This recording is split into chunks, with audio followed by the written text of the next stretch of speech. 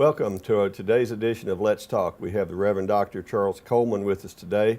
Welcome, Dr. Coleman. Good morning, good morning. You are not only a member of the council and many boards around the city, but you are starting a new program. Well, we started actually Fish Street Community Action 2012. And that was actually to do garden, but actually our 501(c) has a component of education and charitable giving. And so we're at the point now that we've got enough gardens. Matter of fact, even with the new organization that we are putting together, it's still going to be part of a garden, which actually works together with the club. But we started an organization called Neighborhood Stars.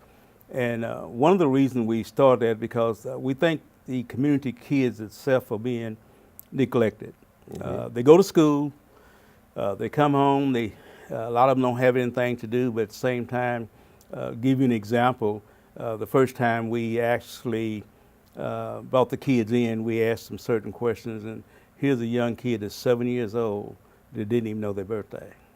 Yeah. And so that means that what we're trying to do is trying to not investigate, not to show people off or to alienate anybody, but we're trying to help the kids understand that if you get it down here, when I use the term down here at a low age, that a lot of the issues that they're going to have when they get 15, 16 years old, they'll be able to handle it. And even with the parents, but at the same time, most of the kids in our neighborhood are single parent home, and they don't have the help that they should get. And so we decided, the group that we have 9 people on our board, and we do a lot of talking about what we can do in the community, not so much what we can do for ourselves, but what we can do to help the parents, to help their child to get better. And so when we started the Neighborhood Stars, a young lady named Debbie Johnson, which is on our board, she said, Dr. Coleman, you got a building over there, and just sitting there. And I knew right then they had some more plans, and sometimes the plans outdo me. What I mean by that, they come up, I have the facilities, praise the Lord, but I have these things that I'm doing in the community, but they add things to me. Right. You know, why don't you take that building and convert it to something that's going to help the community? So it's not so much when they ask me, it's also my mindset, well, what can we do? Or what can we do with the kids? What can we bring them, not so much what they can bring us, but what can we bring them in order to help them go back home? We're teaching table manners. Now, it may sound crazy in 2018, but a lot of our kids don't have table manners. Yeah. So we're teaching. I raised 2 kids. Yeah. Don't talk to me about table manners. Right. You can tell them till the cows come home, and it doesn't always take place.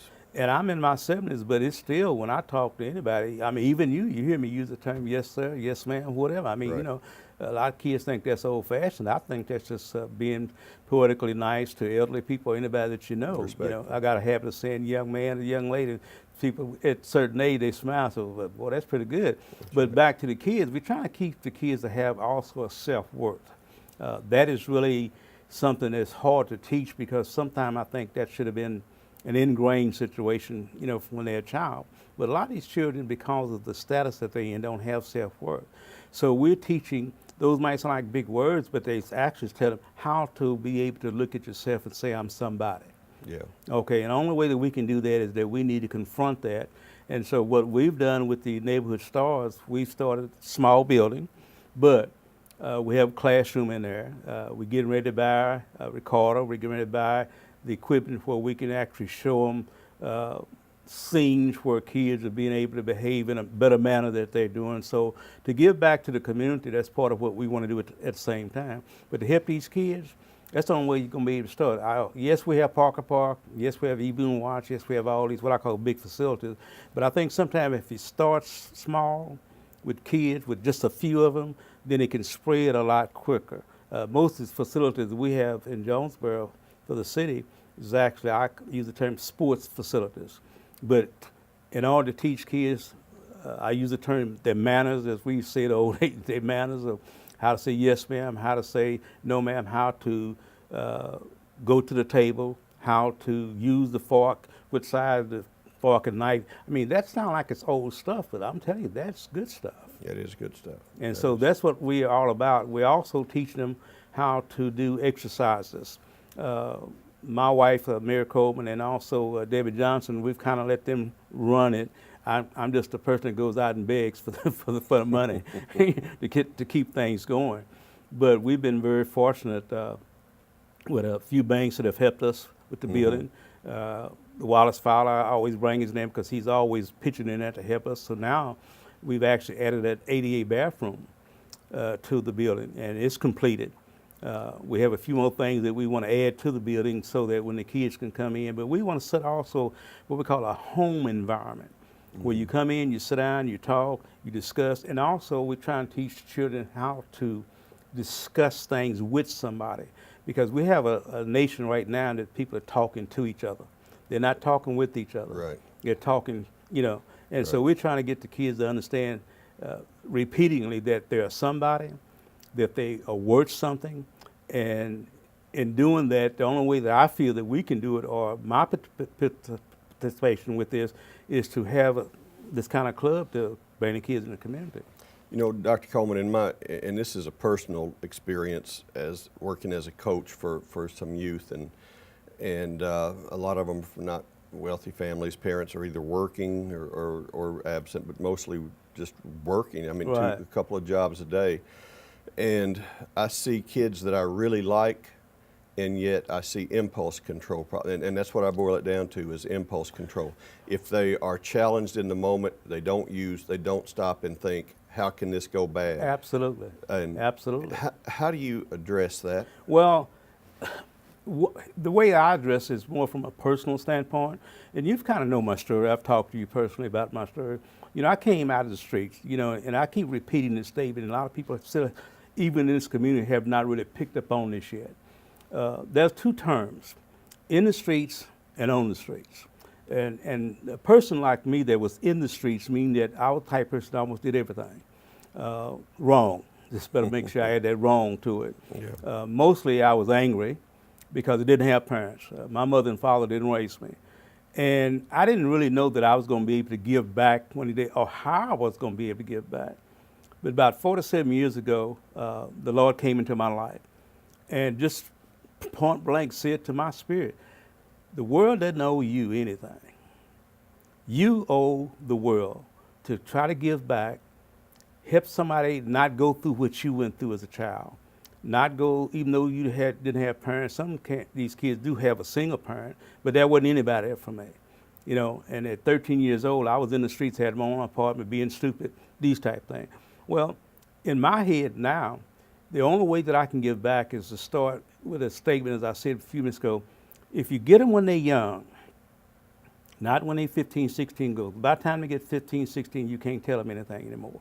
And it doesn't matter who they are, black, white, Hispanic, it doesn't matter. Right. You can't tell them it. But if you start with 15, when they're young, brother, and get them to understand that they are somebody. See, nobody never told me that. And of course, at the same time, you also got to remember, because of my age, there was a racial component at that particular time. And thank God that I learned to bypass that and move on. I deal with people as people. If I have an issue with one person, it's with that one person, not a group of people. Right. Well, I want to teach these kids the same thing, to get them. So I'm probably maybe not the best component of teaching, but I'm probably the only one I know that went through all the gamuts of stupidity. Okay, all the stages of stupidity. Don't underestimate your neighbors here. Okay, but I did all that. I'm saying, well, and I finally just asked God, what do you want me to do? And from my perspective at this time is to give back to the community and give back through the children, to help them not be pushed to the side, help them understand that work ethics is a good thing. It's a good Right. thing to have your own. It's a good thing not to ask somebody for everything that you want. It's a good thing to have pride. Well, I didn't use pride, a good pride, because there's a bad pride and there's a good pride.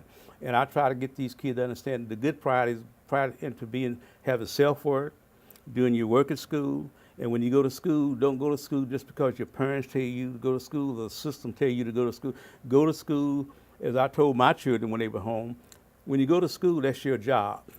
Your job is to go there and be the best that you can be, so that you can also hopefully one day lead somebody doing something. Well, once again, nobody taught me all those things. I had to bang my head up against the wall a few times to get that type of understanding. And now that I have it, then I want to share it. And so collectively, the Lord has allowed me to gather about 9 people together. Most of them are elderly. Most of them don't, is not as my wife is as fry as I am at my age, getting around. And they support what I do in the community. You know, they support us pulling these kids in, talking to these kids, hugging them and kissing them. You know, a lot of these kids, believe it or not, have not been hugged and kissed. Or if they've been hugged and kissed, they've been hugged and kissed the wrong way. Yeah. You know, there's a way to teach kids to be absorbent with one another. But we don't want to take advantage of them. And of course, you know, just like right now, we have a few kids coming over. We try to want to take pictures of them, but some of their parents don't want to take pictures of them. We also know what that really means, that maybe they're getting a check that they shouldn't be getting, you know, somewhere. But we don't want these kids to fall through the gap. Right. That's coming to see us. Because the kids may not be getting the money. Absolutely. And so if we can teach them to have self-worth, and I've said it several times, they'll be able to get their own money. They'll be able to not walk around with their hand out all the time. Somebody give me, give me, give me. They'll be able to say, well, I can go to work, any kind of work, you know, at the bank, sanitation, you know, any type of facility that can give them money to take care of themselves, go to school, this type, you know, college. And we're also trying to teach the kids, too, that even though I'm a college professor, to let them also understand that 4-year schools are not for everybody. Right. You know, Right. I actually started off at a Votech school. And by the grace of God, I was able to finish, you know, a doctorate and a half. But that's because I wanted something so bad, because after I learned, it's kind of like my wife says, when I did learn, I got in a hurry. I got in a hurry to try to get all I could get. Well, everybody's not Charles Coleman. So sometimes we have to take these kids in stages. Go here, you grab it and you hold it. You go here, you grab it and you hold it. You go here, you grab it. And so we're trying to teach that modular thing to kids to say that don't try to be that professor all at one time.